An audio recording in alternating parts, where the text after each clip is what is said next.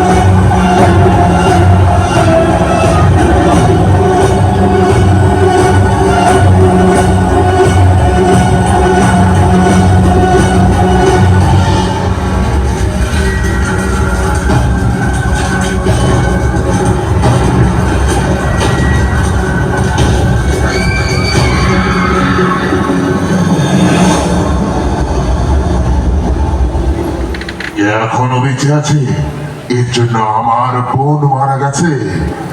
একে দরবারে নিয়ে চলো, এবার আমি একে মৃত্যুদণ্ড দেব।